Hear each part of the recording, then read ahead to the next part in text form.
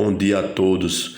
Hoje nós vamos iniciar falando sobre a Lei 5.247 de 26 de julho de 1991, que institui o regime jurídico único dos servidores públicos civis do Estado de Alagoas, das autarquias e das fundações públicas estaduais. No título 1, onde fala sobre as disposições preliminares, no artigo 1º, trata que esta lei institui o regime jurídico único dos servidores públicos civis do Estado de Alagoas, das autarquias e das fundações públicas estaduais. O artigo 2º, adotar-se-ão para efeitos desta lei as definições a saber. Nesse artigo 2º fala sobre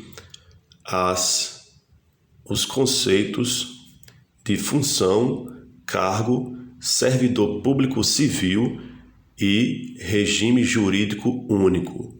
Função é o conjunto de atribuições e responsabilidades cometíveis a uma categoria funcional ou individualmente a determinado agente da administração, em caráter permanente ou transitório. Nesse conceito de função, devemos observar a palavra-chave, onde trata que função é o conjunto de atribuições e responsabilidades. No conceito de cargo, fala que é um centro unitário e indivisível de competências, criado por lei, com determinação própria e em número certo, hierarquicamente localizado na estrutura organizacional do serviço público. A palavra-chave no conceito de cargo é centro unitário. Devemos observar também nesse conceito de cargo que ele é indivisível de competências. No terceiro conceito, que é o conceito de servidor público civil, servidor público civil é quem legalmente investido em cargo público civil de administração direta, autárquica e fundacional pública mantém com o ente estatal relação de trabalho de natureza profissional, sob vínculo de dependência hierárquica. No conceito de servidor público civil, devemos observar como principal tópico, onde fala que é uma pessoa que é servidor público civil, que é legalmente investido em cargo público civil. Aí vai falar os tipos de administração direta, autárquica e fundacional pública.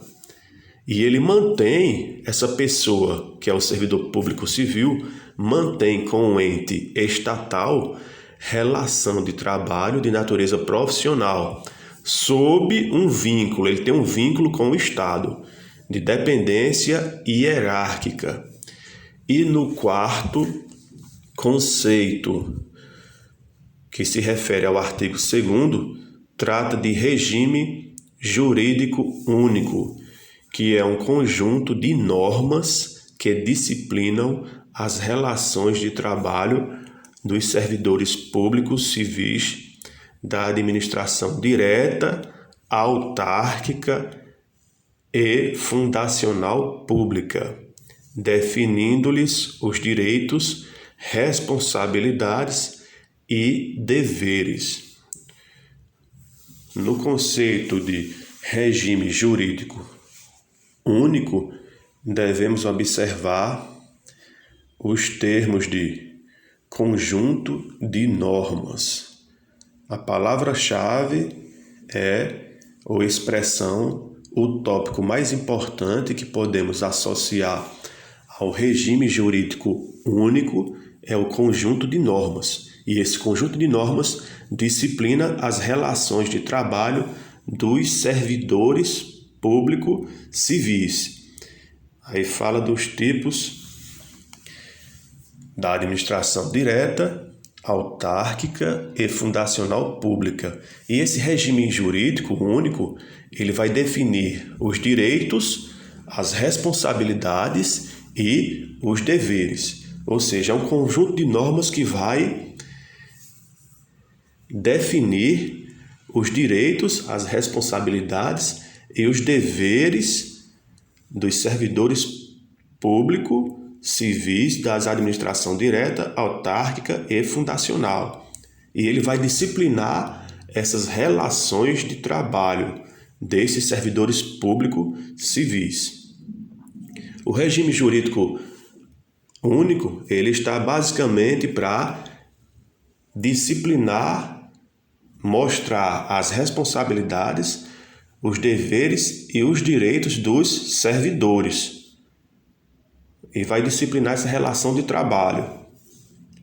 No artigo 3º, os cargos públicos civis são acessíveis a todos os brasileiros, observadas as condições de investidura estabelecidas na lei. Então, esse artigo 3º, ele menciona que esses cargos públicos civis, eles são acessíveis a todos os brasileiros, mas tem a ressalva onde devemos observar que ele tem condições para a investidura deste cargo. E essas normas e essas exceções são estabelecidas em lei, certo? Estabelecidas na lei. Elas são acessíveis a todos os brasileiros, mas tem os requisitos para que esses brasileiros possam acessar, ter acesso a esses cargos. Artigo 4º, ele fala que é vedado a prestação de serviços gratuitos. É proibido a prestação de serviços gratuitos, salvo nos casos expressamente previstos na lei, ou seja, ele tem uma exceção. É proibido ou é vedado a prestação de serviços gratuitos, mas a exceção, ele diz que é salvo nos casos expressamente previstos na lei. É vedado, mas tem a exceção, quando previsto em lei. No título 2, trata do regime funcional. E no capítulo 1 do ingresso, seção 1. Nas disposições gerais, dá continuidade ao artigo 5º, onde fala que são requisitos básicos para o ingresso no serviço público. Primeiro, nacionalidade brasileira. Segundo, o gozo dos direitos políticos. Terceiro, a quitação com as obrigações militares e eleitorais. Quarto, o nível de escolaridade exigido para o exercício do cargo. Quinto, a idade mínima de 18 anos. Ou seja, a partir de 18 anos você já está apto a ingressar no serviço público. E sexto, a aptidão física e mental.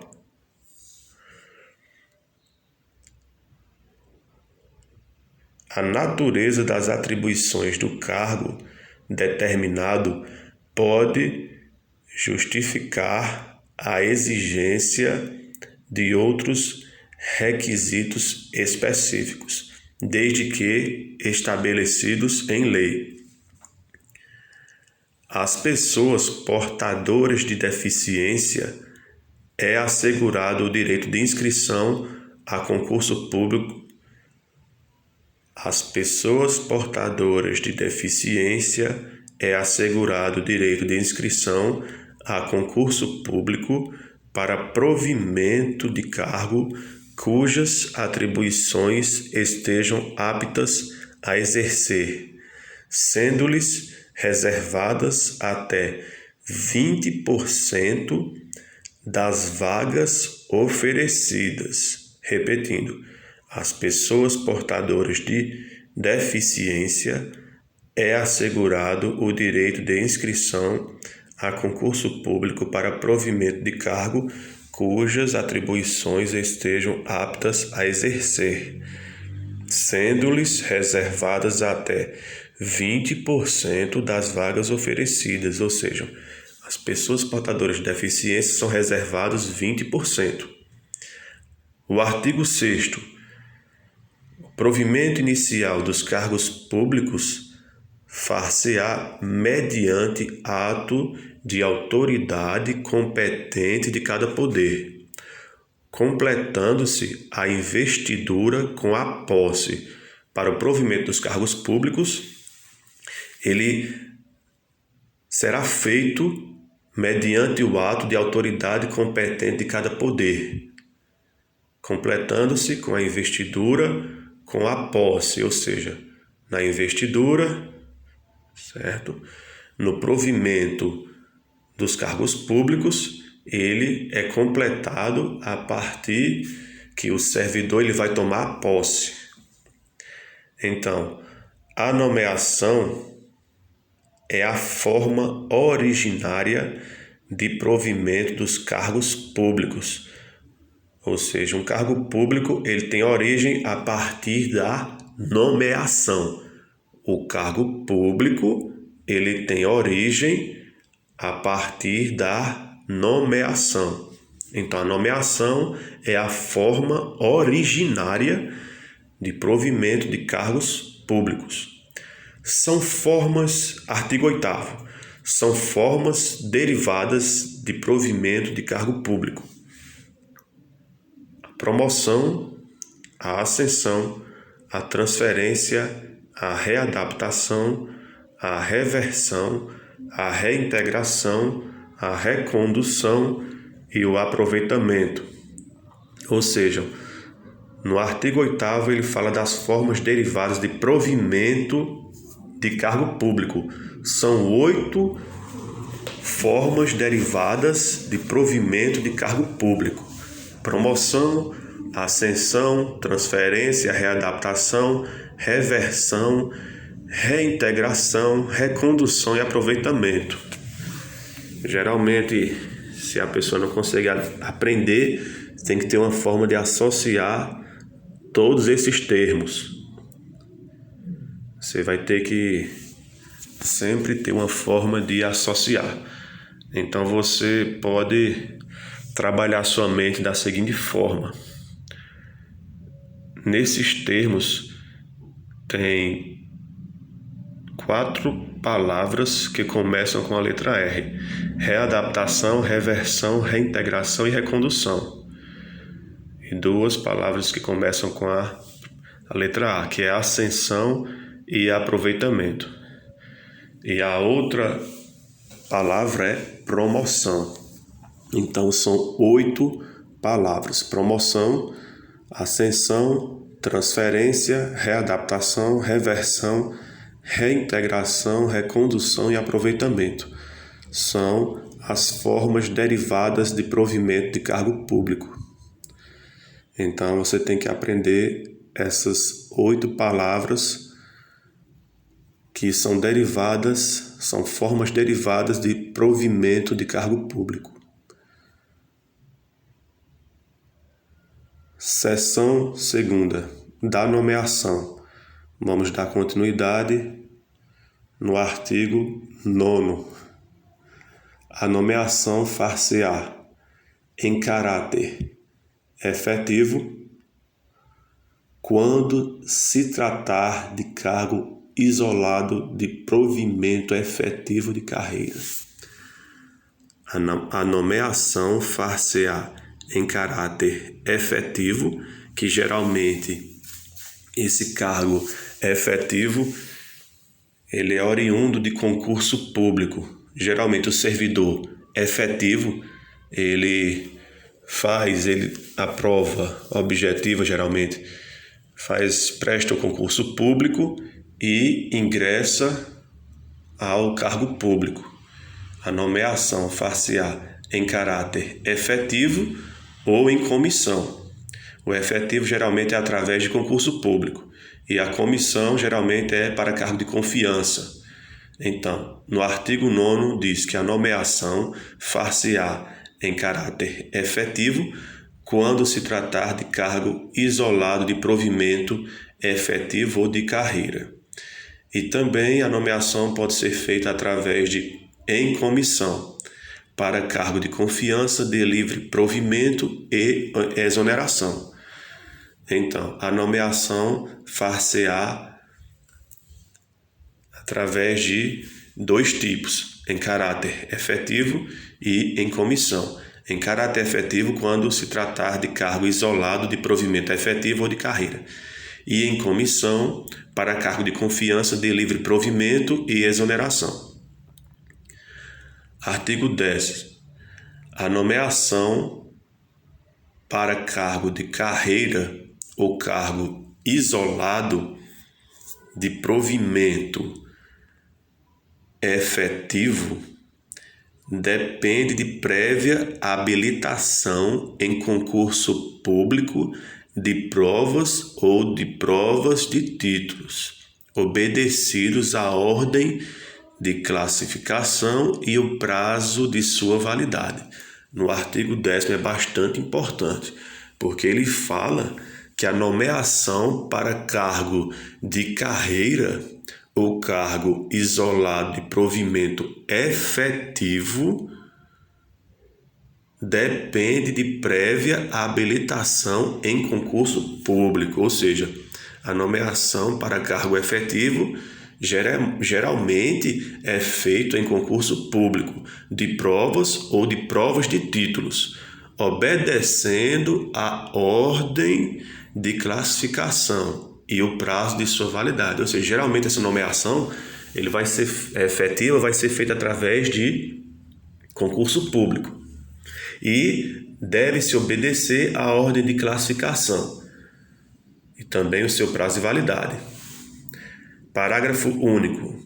Os demais requisitos para ingresso serão estabelecidos pela lei que fixar as diretrizes do sistema de carreira da administração pública estadual e seus regulamentos. Seção 3ª do concurso público. Artigo 11.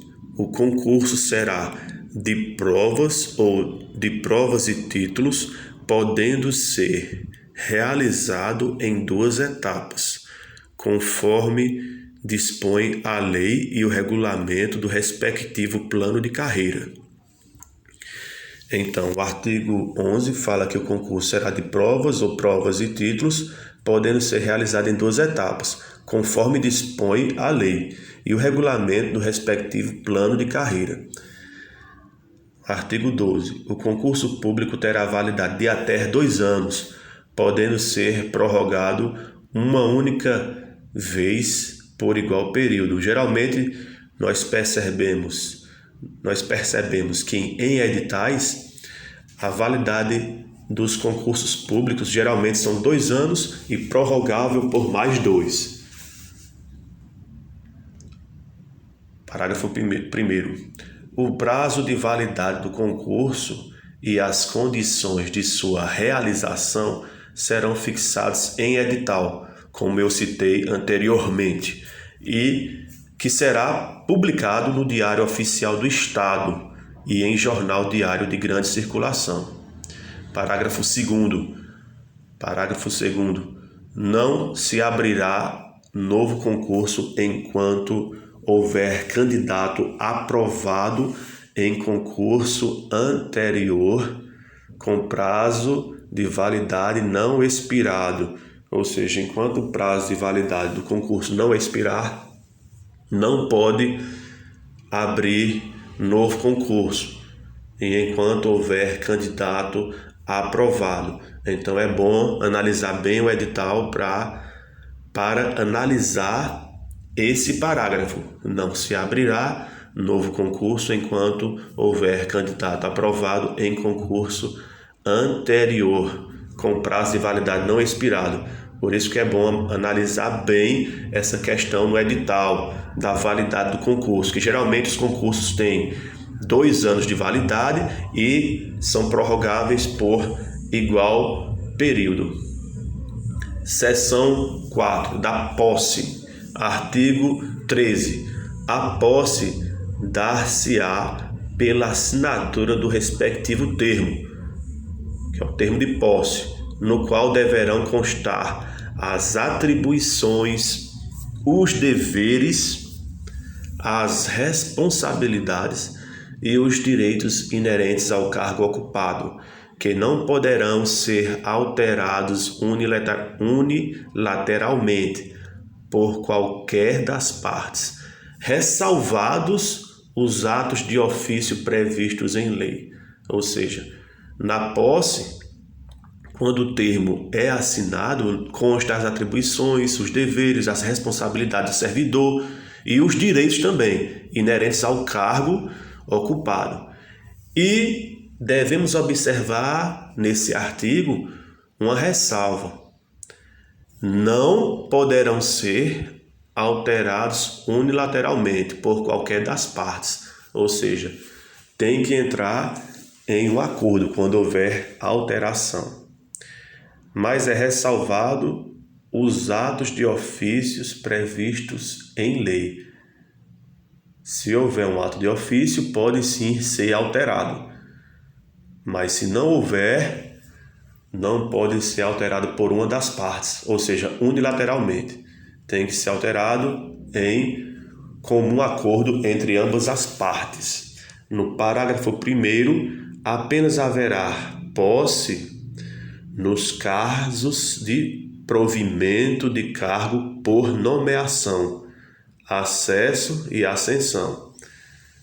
A posse ocorrerá dentro do prazo de 30 dias, contados da publicação de ato de provimento, prorrogável por mais 30 dias, a requerimento do interessado, ou seja, a posse deverá ocorrer no prazo de 30 dias, depois da publicação do ato de provimento, prorrogável por mais 30 dias, com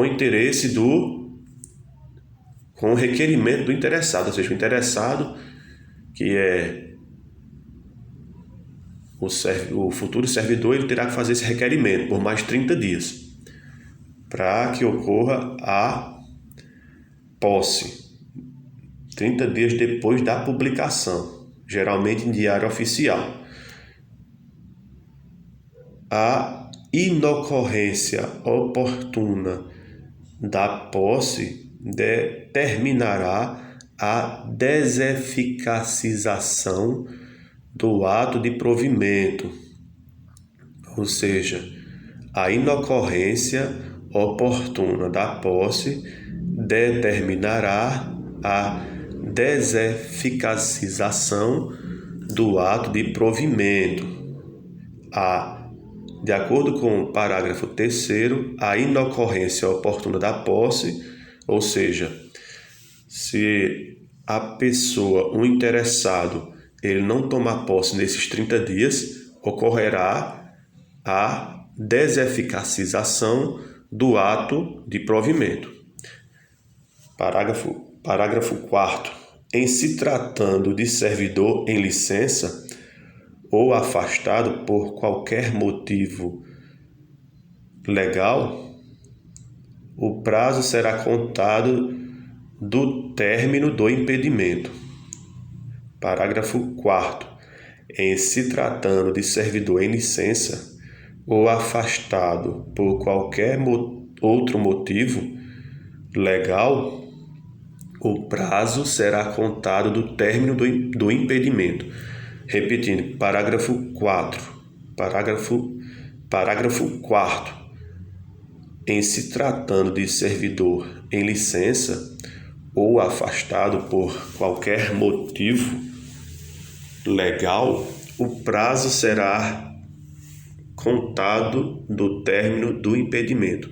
Em se tratando de servidor em licença ou afastado por qualquer outro motivo legal, o prazo será contado do término do impedimento. Parágrafo 5º. No ato da posse, o servidor apresentará declaração dos bens e valores que constituem seu patrimônio e do exercício ou não de outro cargo, emprego ou função pública. Parágrafo 6º. A posse, através de procurador, fica condicionada à apresentação de instrumento público de mandato, com outorga de poderes especiais para tal fim. Artigo 14. A posse dependerá de prévia inspeção médica oficial, em que se comprove a aptidão física e mental do candidato para o exercício do cargo. Ou seja, para que você tome posse em um cargo efetivo de concurso público, antes você passará por um teste de admissão, um teste de aptidão física, certo? E mental, para que você tome posse no cargo público. Antes você vai ter que passar por essa inspeção médica, que irá avaliar ou comprovar a sua aptidão física e mental, para que você tome posse no cargo e seja um servidor público. Capítulo 2º do provimento derivado. Seção 1ª da promoção e da ascensão. O desenvolvimento. Artigo 15. O desenvolvimento do servidor na carreira proceder-se-á mediante promoção e ascensão. Repetindo, artigo 15. O desenvolvimento do servidor na carreira proceder-se-á mediante promoção e ascensão. Artigo 16. A lei que fixar as diretrizes do sistema de carreira funcional na administração estadual estabelecerá as condições de promoção, ascensão e acesso, definindo os procedimentos através dos quais se procederão. Artigo 15, repetindo, o desenvolvimento do servidor na carreira proceder-se-á mediante promoção e ascensão. São esses dois tipos, promoção e ascensão, onde ocorre o desenvolvimento do servidor. E o artigo 16 fala que a lei que fixar as diretrizes do sistema de carreira funcional na administração estadual estabelecerá as condições de promoção, de ascensão e acesso, definindo os procedimentos através dos quais se procederão. Seção 2ª da transferência. Artigo 17. A transferência é a transposição do servidor estável de um cargo efetivo para outro de igual denominação, pertencente a quadro de pessoal diverso, de órgão ou instituição do mesmo poder. Parágrafo 1º. A transferência ocorrerá de ofício ou a pedido do servidor, atendido o interesse do serviço, em qualquer hipótese condicionada à exigência de vaga. Parágrafo 2º do artigo 17.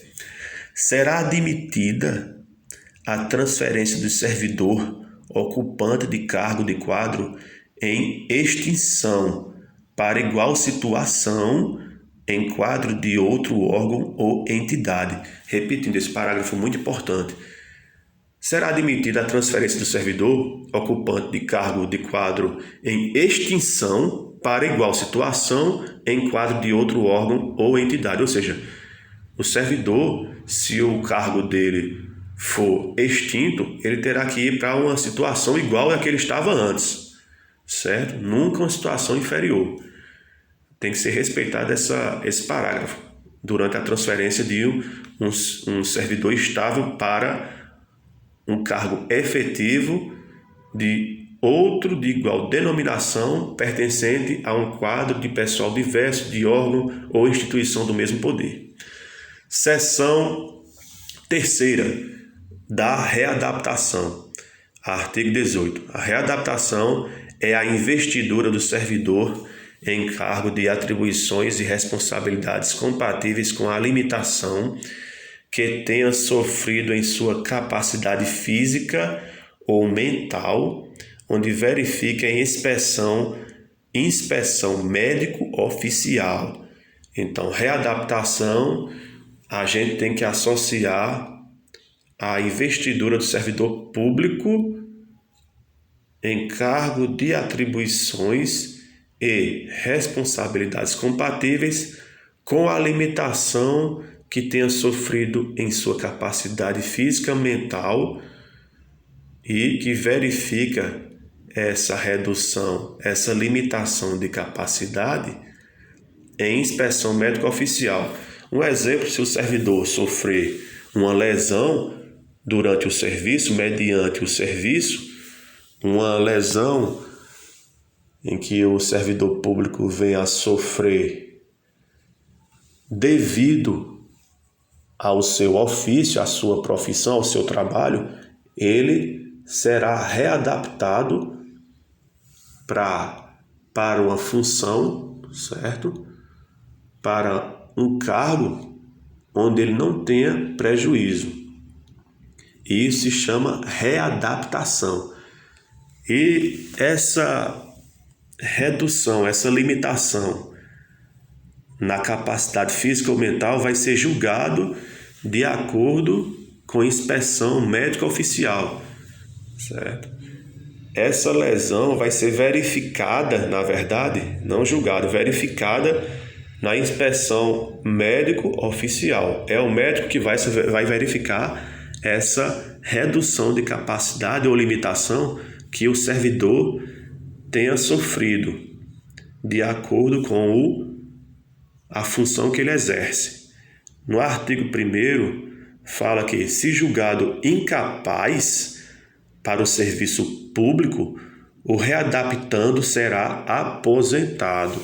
Está aí um parágrafo bastante importante, um parágrafo muito importante do artigo 18, que fala sobre a readaptação, onde o servidor, se ele sofrer uma lesão que venha a lhe prejudicar durante o trabalho e o médico verificar na inspeção, durante a inspeção, ele será, se for julgado incapaz para o serviço público, ele será aposentado. O readaptando será aposentado se for julgado incapaz para o serviço público. É o que trata o artigo 18 da readaptação, que é a investidura do servidor público em cargo de atribuições e responsabilidades compatíveis com a limitação. Na readaptação, fala da investidura do servidor em cargo de atribuições e responsabilidades compatíveis com a limitação que tenha sofrido em sua capacidade física ou mental. E isso é verificado em inspeção feita pelo médico oficial. No parágrafo 2º do artigo 18, que trata sobre a readaptação será efetivada em cargo de atribuições afins, respeitada a habilitação exigida e condicionada à existência da vaga. Parágrafo 2º do artigo 18, que trata sobre a readaptação.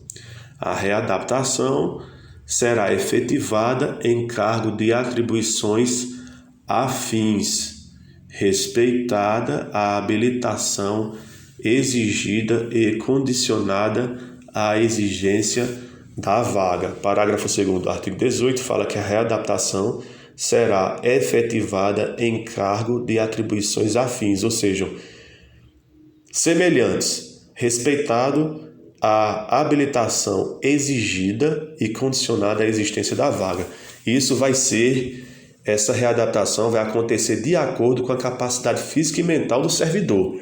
Porque se ele sofreu uma lesão, ele foi lesionado, sofreu uma lesão e foi lesionado durante o serviço que ele executa, durante o trabalho que ele faz todos os dias, em decorrência do trabalho, ele certamente será readaptado para uma função de acordo com a lesão que ele sofreu. E se for de acordo com o parágrafo 1º, se ele estiver incapaz para o serviço público que ele desempenhava até então, ele será aposentado, de acordo com o artigo 18 da readaptação. Na seção 4, fala da reversão, artigo 19. Reversão é o retorno à atividade de servidor aposentado por invalidez, quando, por junta médica oficial, forem declarados insubsistentes os motivos da aposentadoria. Então, esse artigo é bastante interessante. Reversão ou retorno. Então, vamos associar, quando a gente for fazer alguma questão, associar sempre as palavras ao conceito. A palavra-chave de reversão é retorno. Quando você vê a palavra retorno, você vai associar a reversão. Retorno de quê? Retorno do servidor aposentado por invalidez. Ele vai retornar a quê? A atividade que ele exercia anteriormente. Porque, através da junta médica, a junta médica analisou e declarou que foi insubsistente os motivos da sua aposentadoria. No artigo 20, fala que a reversão far-se-á no mesmo cargo ou no cargo resultante de sua transformação. Artigo 20 fala que a reversão far-se-á no mesmo cargo ou no cargo resultante de sua transformação. Parágrafo único. Encontrando-se provido o cargo, o servidor exercerá suas atribuições como excedente até a ocorrência da vaga. Parágrafo único do artigo 20 fala que, encontrando-se provido o cargo, ou seja, o cargo já está com provimento provido, o servidor exercerá suas atribuições como excedente até a ocorrência da vaga. O artigo 21. Não poderá reverter o aposentado que já tiver completado 70 anos de idade. É uma exceção da reversão. Esse artigo 21 é uma exceção da reversão. Antes dizia que a reversão anteriormente, no artigo 20, fala-se que a reversão ela será feita no mesmo cargo ou no cargo resultante. E no artigo 19 também, anteriormente, falava que o servidor aposentado por invalidez podia retornar quando a junta médica identificasse e declarasse insubsistentes os motivos da aposentadoria. A exceção desse artigo diz, no artigo 21, que o servidor que já tiver 70 anos, ele não poderá ser revertido para esse cargo, ou seja, não poderá reverter o aposentado que já tiver completado 70 anos de idade. Então, a reversão não pode ocorrer com o servidor de 70 anos de idade. O servidor de 70 anos de idade, ele ficará aposentado. Não irá ocorrer a reversão com o servidor que já tiver completado 70 anos. 70 anos ou mais, não irá ocorrer a reversão. Seção 5 da reintegração. Artigo 22. A reintegração é a reinvestidura do servidor estável no cargo anteriormente ocupado ou no cargo resultante de sua transformação, quando invalidada a sua demissão por decisão judicial ou administrativa, com ressarcimento de todas as vantagens. Na reintegração, nós vamos associar a palavra reintegração à reinvestidura, ou seja, a palavra-chave do conceito de reintegração é reinvestidura do servidor estável no cargo anteriormente ocupado ou no cargo resultante de suas transformações, quando invalidada a sua demissão por decisão administrativa ou judicial, com ressarcimento de todas as vantagens. Exemplo, servidor efetivo, ele é demitido. Se essa demissão for invalidada, ele vai ser reintegrado ao cargo anteriormente ocupado ou no cargo resultante de suas transformações. Porque essa demissão vai ser invalidada. Vai ser invalidada por decisão judicial, geralmente. Geralmente por decisão judicial, essa demissão é invalidada. Ou decisão também administrativa. E assim o servidor vai reintegrar ao cargo anteriormente ocupado. Artigo 1º do que trata o artigo, parágrafo 1º do que trata o artigo 22 da reintegração. Dando-se que tinha sido extinto o cargo anteriormente ocupado, o servidor ficará em disponibilidade. Artigo 22, parágrafo 2º. Encontrando-se provido o cargo, o seu eventual ocupante será reconduzido ao cargo de origem, sem direito à indenização, aproveitado em outro cargo ou ainda posto em disponibilidade, respeitado o interesse do serviço público. Então, esse parágrafo 2º do artigo 22 da reintegração, ele é interessante porque fala que o servidor não tem direito à indenização se o cargo encontrar-se provido e o seu eventual ocupante será reconduzido ao cargo de origem ou ainda posto em disponibilidade respeitado o interesse do serviço público. Seção 6 da recondução. Artigo 23. Recondução é o retorno do servidor estável ao cargo anteriormente ocupado. Recondução é o retorno do servidor estável ao cargo anteriormente ocupado. Interessante que no artigo 19 da reversão fala que a reversão é quando o servidor está aposentado por invalidez e retorna ao cargo. Já na recondução é retorno também, mas o retorno do servidor estável ao seu cargo anteriormente ocupado. Então, recondução é o cargo anteriormente ocupado, é o retorno. Recondução também é retorno, mas ao cargo anteriormente ocupado. Sendo que o servidor, na recondução, ele é ativo, é um servidor ativo e não inativo. Na recondução, o servidor ele está ativo, só que ele sofre esse retorno, ele retorna ao cargo anteriormente ocupado. E o parágrafo 1º fala-se que dar-se-á a recondução quando apurada ao curso de estágio probatório a inaptidão do servidor ao exercício de cargo em que derivadamente provido. Então, dar-se-á a recondução quando apurada ao curso de estágio probatório a inaptidão do servidor ao exercício de cargo em que derivadamente provido. E também quando reintegrado no cargo que esteja a exercer o seu anterior ocupante. No parágrafo 2º, encontrando-se provido o cargo de origem, será o servidor provido em outro de vencimento e atribuições compatíveis com o anterior ocupado.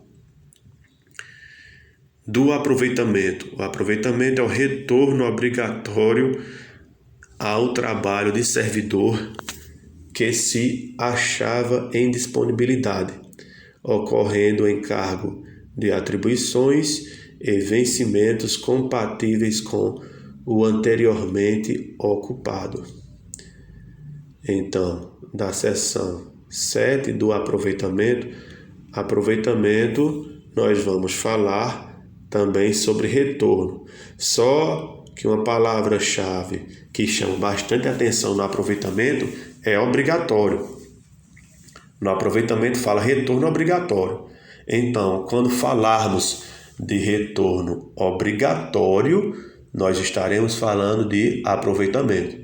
É o retorno obrigatório ao trabalho de servidor que se achava em disponibilidade, ocorrendo encargo de atribuições e vencimentos compatíveis com o anteriormente ocupado. Geralmente é encargo igual, compatível, nunca para o servidor ter prejuízo. Geralmente o servidor não tem prejuízo, é encargo compatível, geralmente, quando ele sofreu um retorno, quando acontecer um retorno. No caso do aproveitamento, é o retorno obrigatório, é o trabalho de servidor. Retorno obrigatório é aproveitamento. Artigo 25. O órgão central do Sistema de Pessoal Civil determinará o imediato aproveitamento de servidor em disponibilidade. Imediato aproveitamento do servidor em disponibilidade em vaga que vier a ocorrer nos órgãos ou entidades da administração pública estatal. Quando falarmos de órgão central do Sistema de Pessoal Civil, esse órgão central do Sistema de Pessoal Civil ele determinará o imediato, atenção nessa palavra, imediato aproveitamento do servidor em disponibilidade em vaga que vier a ocorrer nos órgãos ou entidades da administração pública estadual. Será tornado sem efeito o aproveitamento e cassada a disponibilidade se o servidor não entrar em exercício no prazo legal, salvo doença comprovada por junta médica oficial. Essa doença vai ser sempre comprovada através de análise da junta médica oficial. Será tornado sem efeito o aproveitamento e cassada a disponibilidade se o servidor não entrar em exercício no prazo legal, salvo doença comprovada por junta médica oficial. Então vai ser tornado sem efeito o aproveitamento e cassada também no aproveitamento, quando a disponibilidade do servidor não entrar em exercício no prazo legal. Aí a exceção, salvo doença comprovada por junta médica.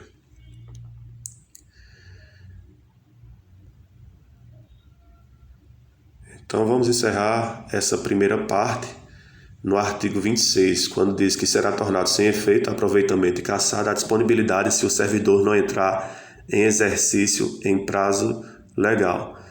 A ressalva, salvo doença comprovada por junta médica. Então, será tornado sem efeito aproveitamento e cassada a disponibilidade se o servidor não entrar em exercício no prazo legal. Então, encerramos aqui a primeira parte da Lei número 5.247 de 91, de 26 de julho de 1991. Encerramos a primeira parte do estudo no artigo 26, quando fala do aproveitamento, que é o retorno obrigatório do trabalho de servidor, que se achava em disponibilidade. Encerra no artigo 26, que fala que será tornado sem efeito o aproveitamento e cassada a disponibilidade se o servidor não entrar em exercício no prazo legal, salvo doença comprovada por junta médica. Iremos dar continuidade no capítulo 3, no próximo momento de estudo.